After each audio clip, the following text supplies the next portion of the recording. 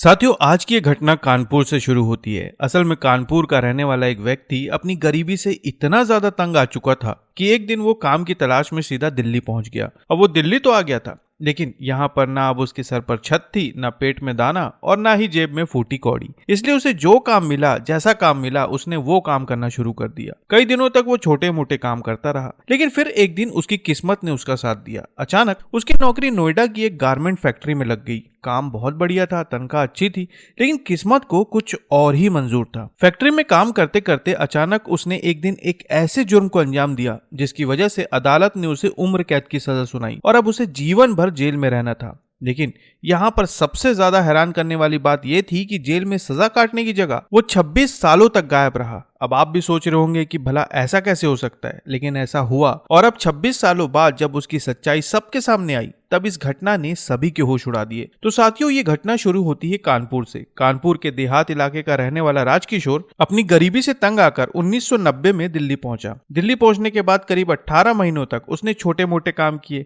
लेकिन फिर एक दिन उसकी नौकरी कल्याणपुरी की एक गारमेंट फैक्ट्री में लग गई। ये फैक्ट्री मोहम्मद आसिफ नाम के एक व्यक्ति की थी और राजकिशोर यहाँ पर टेलर का काम करने लगा था। देखा जाए तो ये फैक्ट्री ज्यादा बड़ी नहीं थी। यहाँ पर ज्यादा से ज्यादा 10 से 15 कर्मचारी ही काम किया करते थे, लेकिन फैक्ट्री का मालिक आसिफ बेहद ज्यादा मिलनसार था। वो अपने कर्मचारियों से अच्छी तरह से घुल मिलकर रहता था और जब कभी भी किसी कर्मचारी को किसी भी तरह की कोई मदद होती तो आसिफ उनकी पूरी मदद करता था। दूसरी तरफ राजकिशोर की जिंदगी भी बहुत बढ़िया तरीके से चलने लगी थी। काम भी अच्छा था, उसे तनख्वाह भी अच्छी मिल रही थी और इसी के साथ साथ अब फैक्ट्री का काम भी धीरे धीरे बढ़ने लगा था। नए नए ऑर्डर रोज मिल रहे थे और देखते ही देखते मोहम्मद आसिफ की इस गारमेंट फैक्ट्री का काम धड़ल्ले से चलने लगा। आसिफ की फैक्ट्री दिन दुगनी और रात चौगनी तरक्की कर रही थी, लेकिन अपने मालिक की तरक्की को देखकर राजकिशोर के मन में जलन पैदा होने लगी। उसे ऐसा लगने लगा कि उसका मालिक आगे बढ़ते जा रहा है, लेकिन उसकी सैलरी वहीं की वहीं अटकी हुई है। और फिर इसी जलन की वजह से 1993 में उसने नौकरी छोड़ दी और एक खतरनाक प्लान बनाना शुरू कर दिया।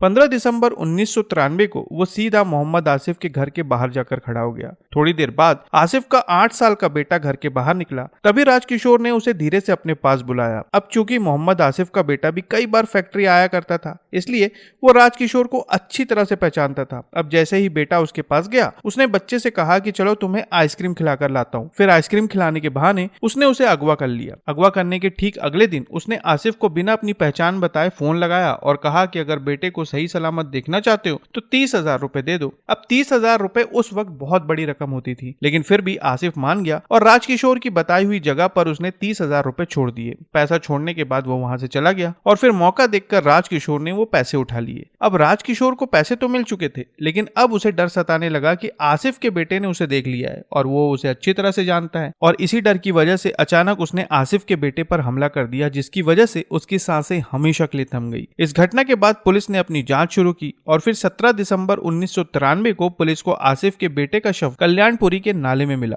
राजकिशोर को यह लगा कि वो शायद कभी नहीं पकड़ा जाएगा, लेकिन वो पूरी तरह से गलत था। इस मामले को पुलिस ने बड़ी गंभीरता से लिया और बेहद बारीकी से जांच शुरू की, जिसके बाद जल्द ही उन्हें पता चल गया कि इस पूरी घटना के पीछे राजकिशोर का ही हाथ था। इस मामले में जल्द ही पुलिस की मेहनत रंग लाई और राजकिशोर को गिरफ्तार कर लिया गया। गिरफ्तारी के बाद मामला अदालत तक पहुंचा, जहां पर कड़कड़डुमा कोर्ट ने उसे उम्र कैद की सजा सुनाई। राजकिशोर को अब उम्र कैद की सजा हो चुकी थी और अब वो जेल में अपनी सजा काट रहा था। लेकिन फिर 3 साल बाद उसने पेरोल के लिए अप्लाई किया और उसे पेरोल भी मिल गई। पेरोल में जेल से बाहर आने के बाद जब पेरोल की मियाद खत्म होने लगी, तब वो वापस जेल न जाकर फरार हो गया। लेकिन फरार होने के बाद वो कभी कानपुर नहीं गया, क्योंकि उसे पता था कि आज नहीं तो कल पुलिस जरूर कानपुर पहुंच जाएगी। इसलिए वो पंजाब, राजस्थान, बिहार के कुछ ऐसे इलाकों में जाकर छुपकर रहने लगा जहां पर पुलिस के पहुंचने की संभावना बेहद कम थी। दूसरी तरफ पुलिस लगातार उसकी तलाश कर रही थी। उसे भगोड़ा घोषित कर दिया गया था और इस तरह से राजकिशोर अलग अलग प्रदेशों में फरारी काटता रहा और पुलिस उसकी तलाश करती रही। धीरे धीरे वक्त गुजरता गया